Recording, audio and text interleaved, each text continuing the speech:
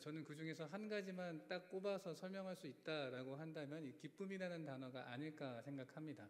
사람들이 기쁨을 느낄 때 나는 행복하다라고 말하기 때문이죠. 그런데 이 기쁨이라는 것은 과연 어떠한 상황인데 우리가 기쁘다라고 이야기할지 한번 생각해 보았는데, 이 사전을 찾아보니까 기쁨이라고 하는 단어를 어떻게 정의하고 있냐면, 어떤 만족감에 의해서 느끼는 즐겁고 흥겨운 감정을 기쁨이라고 합니다. 다시 말해서 기쁨이라고 하는 것과 가장 연관이 깊은 단어 한 가지를 또다시 골라보라고 한다면 바로 만족감이라고 할 수 있을 것 같습니다. 사실 생각해보면 내가 과연 어느 순간에 기쁨을 누리는가, 그것들을 살펴보게 되면 다시 질문하게 됩니다. 나는 그렇다면 언제 만족감을 느끼며 살아왔었는가, 그렇게 질문하게 되죠. 사실 우리가 만족감을 느낀다라고 하는 것은 쉽게 말해 내가 가지고 있는 어떠한 욕구가 해소되었을 때 우리는 그 안에서 만족감을 느낍니다. 우리가 가지고 있는 기본적인 욕구들 있지 않습니까? 맛있는 것을 먹고 싶고, 목이 마르면 물을 마시고 싶고, 너무 졸리면 잠을 자고 싶어 하는 것과 같은 기본적인 욕구들에서부터 조금 더 고차원적이고 사회적인 그러한 욕구들도 우리가 가지고 있습니다. 그리고 그러한 욕구들이 해결되어진다면, 그것들이 해소되어진다면 우리는 그 안에서 만족감을 얻게 되고 그 안에서 기쁨과 행복감을 누리게 되는 것이지요. 그런데 이러한 인간이 가지고 있는 욕구를 단계별로 나누었던 학자가 있습니다. 바로 메슬로우라고 하는 유명한 학자입니다. 아마 교육학을 전공하셨던 분들이라면 이 학자 이름을 최소한 여러 번 들어보셨을 거라고 생각을 합니다. 이 메슬로우라고 하는 학자가요, 인간의 욕구를 5가지 단계로 이렇게 정리해서 이렇게 해놓은 그 이야기가 있습니다. 바로 인간의 욕구 5단계라고 하는 건데요, 가장 기본적인 단계가 충족되었을 때 그 다음 단계로 넘어가고, 또 그것 또한 충족이 되면 다시 그 다음 단계로 넘어가는, 그래서 이 단계를 뛰어넘을 수는 없는 그런 단계 5가지를 설정하였습니다. 첫 번째 단계는 생리적 욕구입니다. 인간이라면 이 생물이기 때문에 반드시 가지고 있는 이러한 먹는 것, 또 물에 대한 것, 또 잠자는 것에 대한 것, 이런 살아가는데 반드시 필요한 기본적인 생리적인 욕구들, 이게 가장 기본적인 1단계입니다. 아무리 다른 것들이 주어진다 하더라도 먹을 것, 입을 것, 잘 곳이 없는 사람에게는 어떠한 기쁨도 주지 못하기 때문에 가장 기본적이고 또 가장 중요한 욕구 중에 하나가 바로 1단계 생리적인 욕구라고 할 수 있겠습니다. 그리고 이 생리적인 욕구가 해결되어지면 그 안에서 만족감을 얻는 것과 동시에 그 다음 단계의 욕구를 갖게 됩니다. 그것이 무엇이냐면 안전에 대한 욕구입니다. 먹을 것이 주어지고 잠잘 곳이 주어지고 추위를 피할 수 있는 옷이 주어지게 된다면 이제 이 사람은 이것을 지킬 수 있는 무언가 안전한 것이 있어야겠다라는 생각을 갖게 됩니다. 집과 같은, 울타리와 같은, 동굴과 같은 그런 보금자리를 포함해서 내가 안전하고자 하는 욕구, 그것을 갖게 됩니다. 그리고 이 안전에 대한 욕구마저도 충족이 되게 되면 그 다음 3번째 단계 욕구를 갈망합니다. 뭘까요?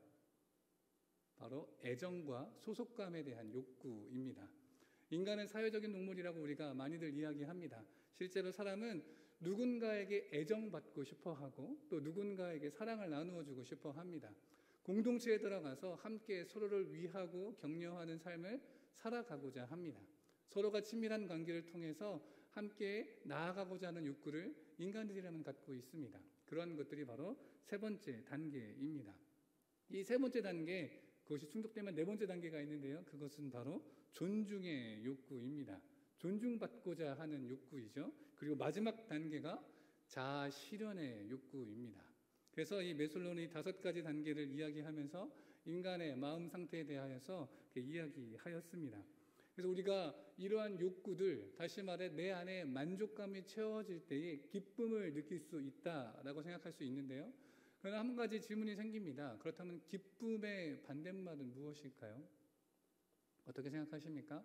우리 많은 사람들이 기쁨의 반대말은 슬픔이라고 생각할 수도 있을 것 같은데요, 이 메슬로우의 욕구의 5단계 혹은 기쁨이 만족감을 통해서 온다라는 것을 살펴볼 때 기쁨의 반대말은 슬픔이 아니라 불만족이 아닐까 생각합니다. 다시 말해 우리 삶 가운데에 무언가 어느 한 곳에서 결핍이 일어나게 될 때 우리는 불만족하게 되고 그 불만족이 내가 느끼는 기쁨을 앗아가게 된다라고 하는 것이지요. 그래서 저는 그 청년들이나 혹은 신방하는 자리에서 꼭 물어보는 질문에 한 내용이 있는데요. 그것이 무엇이냐면 당신이 느끼는 가장 편안한 시간과 장소는 무엇입니까? 라는 겁니다. 그래서 이 시간과 이 장소를 내 삶 가운데에서 찾아가는 노력을 하면서 내가 안정감을 느끼고 내 안의 욕구들을 그런 해소들을 나가야 되는데 그런 것이 결핍되어지게 된다면 예를 들어서 낮잠 자는 게 자신에게 있어서 가장 행복한 시간인데 일하는 것, 공부하는 것에 바빠서 이 시간을 얻어지지 못한다면 자신이 가장 편안하게 여기는 그 시간에 대한 결핍을 경험하기 때문에 이 사람의 삶은 점점 소진되게 된다라고 하는 것입니다. 그렇기 때문에 우리는 우리 스스로에게 한번 물어보고 돌아봐야 됩니다. 내가 가장 만족감을 느끼는 시간과 장소, 그런 것은 어떠한 것이 있는가? 그리고 내 삶 가운데 그것을 누리고자 하는 그 시간들이 있어야만 우리의 삶 가운데에 결핍을 경험하지 않고 또 기쁨의 삶으로 나아갈 수 있을 거라 이렇게 생각하게 됩니다. 그런데 이러한 불만족의 상황들이 계속되어지고 결핍의 상황들이 계속되어지게 되는 그 상황을 우리는 한 단어로 이야기합니다. 바로 스트레스라고 하는 단어입니다. 사실 우리가 나 스트레스 받아라는 그 상황들은 정말 여러 가지가 있습니다. 그런데 한번 생각해 보십시오. 이 스트레스가 오는 상황들의 대부분은 불만족에서 옵니다. 이것을 해야 하는데 하기 싫은 것을 억지로 해야 할 때 우리는 스트레스를 받게 됩니다. 이 사람과 만나기 싫은데 만나야만 하는 그 순간 우리는 스트레스를 받게 됩니다. 내 안에 나를 편안하게 하고 나를 행복하게 하고 나를 만족하게 하는 것을 하지 못하게 될 때 우리는 스트레스를 받게 됩니다. 그리고 이 스트레스의 가장 중요한 그리고 가장 잦은 순간을 우리는 두 글자로 시험이라고 이야기합니다. 사실 여기 지금 우리 오늘 세례식이 있어서 우리 청소년 우리 그 친구들도 많이 와 있는데 이 친구들에게 있어서 시험이 행복한 순간임을 경험할 수 있는 사람은 아마 없을 거라고 생각을 합니다. 저도 어렸을 때 이 학생을 지나오면서 시험이라고 하는 단어를 한 번도 기쁘게 받아들였던 적은 없었던 것 같습니다. 사실 이 시험이라고 하는 것이 우리를 극한의 상황으로 끌고 가기 때문에 그렇습니다. 왜냐하면 시험이라는 것 자체가 있는 것 그 자체가 우리에게 압박감을 주기 때문에 그렇습니다. 시험을 보기 위해서 우리가 무엇을 해야 되나요? 공부를 해야 됩니다. 그런데 우리는 생각합니다. 내가 지금 공부를 할 것인가? 아니면 일단 자고 내일의 나에게 맡길 것인가? 그런 고민들을 하게 됩니다. 이게 어떤 고민인가요? 당장의 가치를 추구하는가? 아니면 이후에 얻게 될 영광스러운 가치를 추구하는가? 이렇게도 생각할 수 있겠습니다. 그래서 어떠한 것을 선택할 것인가에 대한 이 문제, 사실 이 문제가 우리의 스트레스의 근원이 아닐까 생각합니다. 다시 말해 극한 상황에서 한계 상황에서 선택이 강요되어지는 그 순간에 다가오게 되면 우리는 그 상황 가운데 스트레스를 받게 됩니다. 앞서 말씀드린 것처럼 공부를 할 것이냐 말 것이냐. 그런데 학생 된 본분으로서 당연히 무엇을 선택해야 될 것인가요? 공부를 선택해야 됩니다. 이것이 옳은 것이라고 이야기할 수도 있겠습니다. 그냥 공부는 내팽개치고 지금 내 마음이 원하는 대로 게임을 하거나 잠을 자거나 놀러 나간다라는 것을 선택하는 것, 이것은 지금 내가 있는 자리, 이 학생이라는 자리에 맞지 않은 그름의 가치라고 이야기할 수 있겠습니다. 문제는 옳은 가치를 따라가는 것은 괴롭고 그릇된 가치를 따라가는 것은 즐겁다라고 하는 것입니다. 그러니 그 안에서 우리는 갈등하게 되고 이 선택의 문제에 고통을 경험하게 됩니다. 제가 참 좋아하는 취미 생활이 있는데요. 아마 청대분들은 잘 아실 텐데 제가 정말 좋아하는 취미는 이 보드게임이라고 하는 취미입니다. 혹시 많은 분들이 해보셨을지 모르겠습니다. 보드게임 종류가 되게 여러 가지가 있는데요.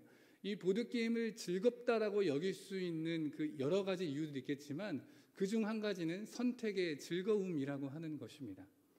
내 차례가 돼서 내가 무언가를 하게 됐을 때 어떠한 것을 선택함으로 나의 이 선택이 불러올 결과를 머릿속에 그려가면서 이 게임을 진행하는 것, 그것이 보드게임이 주는 큰 재미입니다. 그런데 이것은 게임이기 때문에 재밌을 수밖에 없습니다. 왜냐하면 지금 내가 한 선택으로 인해서 이 게임을 망하게 된다 하더라도 다시 하면 되거든요. 그리고 하면 할수록 익숙해지고 더 잘하게 돼서 나중에는 그 게임에서 승리할 수 있게 될 수도 있습니다. 다시 말해 다시 할 수 있는 이 게임은 즐거운 선택이 되고 우리에게 즐거움을 줍니다. 물론 게임에서 지는 것이 너무 괴로운 승부욕이 강한 분들에게는 그런 선택 또한 고통스러울 수 있겠지만 문제는 우리의 인생 단 한 번밖에 있지 않은 이 인생 가운데에서 선택이 주어지는 그 고통은 참으로 괴롭다라고 할 수 있는 것입니다. 그러니 시험 앞에서 다시 말해 내가 무언가를 선택해야만 하는 특별히 어떠한 순간입니까? 오늘 말씀 가운데서는 우리에게 믿음의 실현이라는 단어로 우리에게 말씀하고 계십니다. 우리가 삶을 살아갈 때에 특별히 믿음 안에서 믿음의 길을 걸어가고자 할 때에 우리 가운데에 선택의 문제들이 주어지게 됩니다. 믿음 따라 살 것이냐 아니면 내 육신이 원하는 대로 과거의 나의 모습을 바라보면서 살아갈 것이냐, 이러한 시험 앞에서 우리는 선택의 문제에서 괴로움을 경험하게 됩니다. 그리고 우리는 그 가운데서 어려움을 또한 토로할 수밖에 없습니다. 그런데 오늘 본문은 뭐라고 말씀합니까? 내 형제들아 너희가 여러 가지 시험을 당하거든 어떻게 하라고요? 온전히 기쁘게 여기라 라고 말씀합니다. 사실 이 시험이라고 하는 것과 기쁨이라고 하는 것은 공존할 수가 없는 단어입니다. 성경에서는 시험이라는 단어를 두 가지로 표현할 수가 있습니다. 우리가 잘 아는 것처럼 테스트가 있고요, 템프테이션이 있습니다. 테스트는 말 그대로 시험입니다. 템프테이션은 유혹이라고 하는 것입니다. 우리의 믿음의 생활 가운데 이 두 가지가 반드시 찾아오게 됩니다. 내 욕심으로 인한 유혹에 이끌리는 시험도 찾아온 것과 동시에 우리 삶 가운데에 우리의 믿음의 성장과 성숙을 이루기 위한 하나님이 허락하시는 시험 또한 찾아오게 되는 것입니다. 문제는 이 두 시험이 찾아오게 될 때에 특별히 믿음의 삶 가운데에 믿음의 길을 걸어가는 우리에게 이 시험이 찾아오게 될 때 우리는 괴로울 수밖에 없지만 오늘 말씀은 기쁘게 여기라 라고 이야기하고 있습니다. 근데 그냥 기쁘게 여기는 게 아닙니다. 어떻게 나와 있나요? 온전히 기쁘게 여기라 라고 되어 있습니다. 아마 이 앞에 온전히라는 단어가 들어가 있지 않다면 저는 아마 유명한 단어를 떠올렸을 것 같습니다. 그게 무엇이냐면 까르페 디엠이라고 하는 말입니다. 정말 유명한 말이죠. 이 말 뜻이 무엇입니까? 피할 수 없다면 즐겨라. 어쩔 수 없으니까 기왕 하는 것까지 거 재밌게 하자, 즐겁게 하자, 기쁘게 하자. 어떻게 보면 자포자기의 말일 수도 있겠습니다. 그러나 오늘 말씀 본문이 이야기하는 것은 온전한 기쁨입니다. 헬라어로 살펴보니까요, 이것을 파산카란이라고 나와 있는데요, 이것은 온전한, 부족하지 않은 완전한 기쁨을 의미합니다. 그러니 어쩔 수 없이 내가 선택하는 기쁨이 아니라 자포자기하는 마음으로 기뻐하는 것이 아니라 진정한 마음으로 마음에서 우러나는 진심으로 기뻐하라라고 하는 것입니다. 근데 문제는 무엇입니까? 어떻게 그럴 수 있겠느냐라고 하는 것입니다. 시험도 그냥 한두 가지 시험이 아닙니다. 여러 가지 시험이라고 말씀합니다. 이 수많은 시험 가운데에서 우리는 어떻게 기뻐할 수 있는가? 그리고 이 기쁨의 이유를 오늘 본문은 3절에서 이야기하고 있습니다. 우리 3절 말씀을 같이 한번 읽어볼까요? 시작.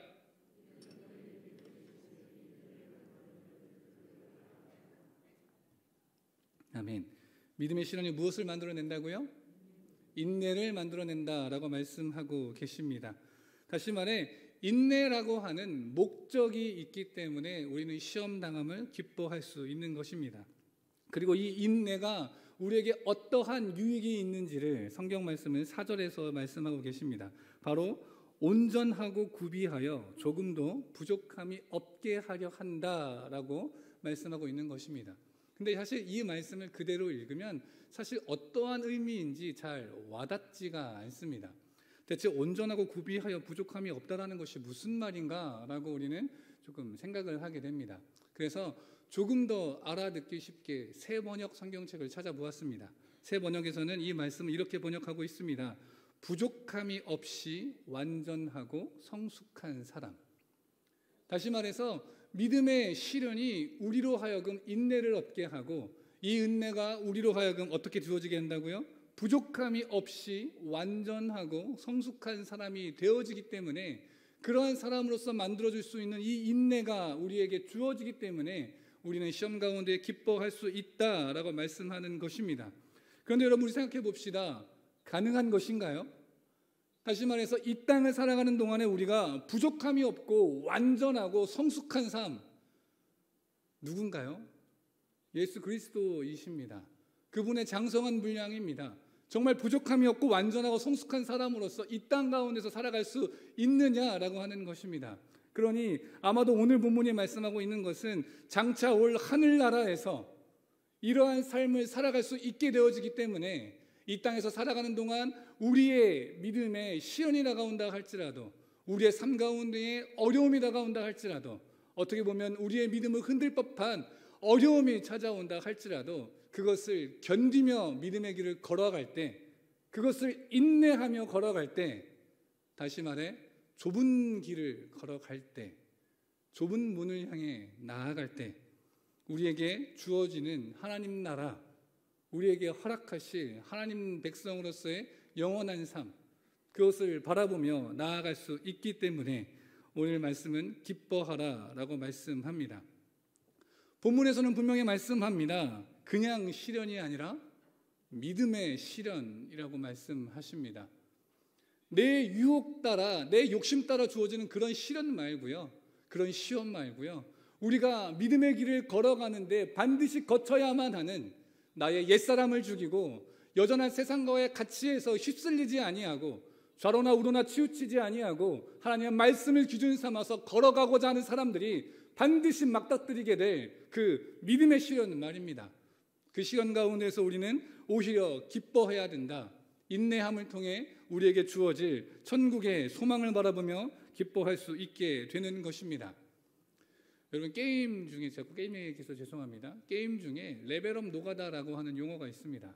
혹시 아시는지 모르겠습니다. 게임을 진행하다 보면 처음에는 아주 약한 것에서 점점 성장하게 되는데요, 어떤 구간에 가게 되면 너무 큰 이 적들을 만나게 되기 때문에 이 게임을 진행할 수가 없습니다. 그러면 어떻게 되냐면 그 전 단계로 돌아가서 지루하게 내가 갖고 있는, 내가 조종하는 이 녀석이 레벨업해서 더 강한 힘을 얻을 때까지 지루한 작업을 해야 됩니다. 계속 싸워서 계속 그 경험치를 얻어서 레벨업하는 것이요, 이거를 레벨 노가다라고 합니다. 재미가 없기 때문에 노가다라고 표현합니다. 한 번, 두 번으로 끝나는 것이 아니라 될 때까지 계속해야 되기 때문에 노가다라고 표현을 합니다. 물론 이 노가다이라는 것을 이렇게 폄하하는 말은 아닌데요, 어쨌든 그만큼 지루하고 어려운 그런 것을 뜻하는 단어입니다. 그런데 이 레벨 노가다를 즐기는 사람들이 있습니다. 왜 즐길 수 있을까요? 목적이 있기 때문에 그렇습니다. 이것이 끝나게 되면 나는 새로운 지역에 가서 새로운 스토리를 따라 새로운 것들을 가지고 더 재밌게 게임을 할 수 있을 거라는 그 기대감을 가지고, 그 소망을 가지고 지금의 어려움, 이 재미없는 부분을 오히려 즐겁게 나아갈 수가 있습니다. 우리는 장차 우리에게 다가올 영광의 모습을 알고 있습니다. 이 땅에서의 세상으로 우리의 삶이 끝나는 것이 아니라 장차 허락하실 하늘나라에서의 영광을 바라보며 그 천국 소망을 바라보며 나아가는 자들이 바로 우리입니다.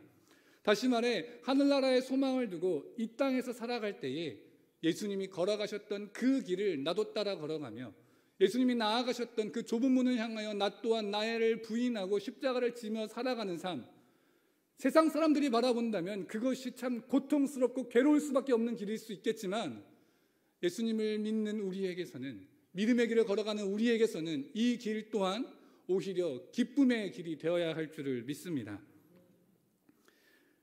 이때 우리는 질문할 수 있습니다. 나의 삶은 목적을 향해 살아가는가, 목표를 향해 살아가는가?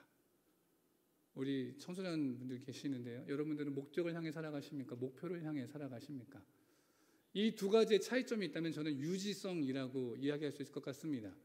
목표를 위해 살아가든 목적을 위해 살아가든 그 삶에 동기가 있는 것은 분명합니다. 목표를 위해 살아가는 삶에도 강점이 있습니다. 눈앞에 보이는 그 목표를 향해서 이 시험을 통과해야겠다, 이 대학교에 들어가야 되겠다, 이 자리에 올라가야 하겠다라고 하는 그 목표가 확실한 사람은 삶의 동기를 강력하게 가지고 자신의 삶을 열심히 살아갈 수 있게 됩니다. 문제는 그 목표를 이루고 났을 때의 문제입니다. 사실 세상의 것을 목표로 삼고 살아가기엔 세상의 것들이 너무도 덧없는 것이기에 그것을 이루게 되면 오히려 허망함을 느낄 뿐입니다. 그러니 우리 삶 가운데 중요한 것은 목표를 위해 살아가는 것이 아니라 목적을 위해 살아가는 것입니다. 우리 삶의 목적이 무엇입니까? 하나님 나라의 백성으로 살아가는 것입니다. 예수 그리스도의 장성한 분량에 이르기까지 우리가 믿음의 삶을 살아가는 것입니다.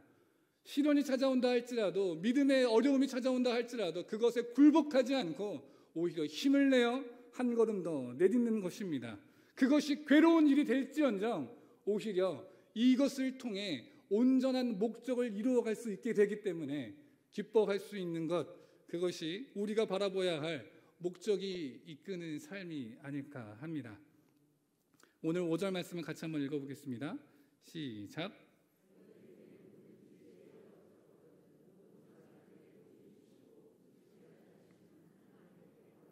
그리하면 주시리라. 아멘. 오늘 말씀 가운데 이 말씀을 반드시 기억하시길 바랍니다.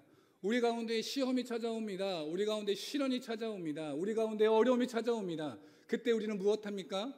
기도합니다. 그리고 우리가 그때 어떻게 기도합니까? 하나님 나에게 능력 주셔서, 하나님 나의 삶의 상황들을 조정해 주셔서, 하나님 나의 삶 가운데에 임재해 주셔서 이 어려운 상황이 변화되게 하시고, 이 어려운 상황이 하나님의 뜻이 드러나게 하셔서 이것 가운데에 해결함의 은혜를 허락해 주십시오. 이런 기도드리지 않습니까? 그런데 오늘 분명히 말씀은 이야기합니다. 믿음의 시련을 당할 때 너희가 구할 것은 상황의 역전이 아니라, 너희가 구할 것은 하나님의 능력이 아니라 가장 먼저 하나님의 지혜를 구하라라고 말씀하십니다. 왜 그렇습니까? 사람이 가장 기쁨을 느끼게 될 때는 내 삶이 변화되고 내 문제가 해결될 때도 있겠지만, 그것을 뛰어넘는 기쁨은 하나님이 함께 하시면 경험할 때입니다. 하나님의 말씀의 그 뜻이 깨달아질 때입니다. 내게 주어진 이 상황이 하나님께서 주신 상황이란 것이 이해되어지고, 이 상황이 내게 있어서 말씀하신 그 하나님의 뜻을 깨달아 알게 될 때, 그때 우리는 오히려 기뻐하고 감사할 수 있게 되는 것입니다. 여러분들 시험 가운데 있으십니까? 시련 가운데 있으십니까? 극한의 선택 가운데 내몰려 계십니까? 그렇다면 하나님께 지혜를 구하십시오. 오늘 세례 입교하시는 분들에게도 권면합니다. 앞으로 살아가는 동안 분명히 믿음의 시련들이 찾아오게 될 것입니다. 그 가운데 어떤 선택을 해야 될지 몰라 어려우실 때도 있겠습니다. 왜 하나님을 믿었는데 나에게 이런 일이 생기는가 질문할 때도 있을지 모르겠습니다. 그러나 그럴 때마다 기도하십시오. 나를 향하신 하나님의 뜻을 깨달아 알게 해달라고 기도하십시오. 그렇게 돼서 지금 나에게 주어진 이 모든 상황들, 하나님의 계획하심과 하나님의 허락하심을 알게 될 때에 그때 우리 삶의 고난은 더 이상 고난이 아니게 될 것입니다. 그때 우리의 삶은 오히려 즐거움이 되어져서 기쁨을 누릴 수 있게 되는 것입니다. 오늘 말씀의 제목처럼 온전한 기쁨, 시련 가운데에서도, 시험 가운데에서도 온전한 기쁨을 누리며 살아갈 수 있는 우리 모두가 되어지기를 간절히 소망합니다.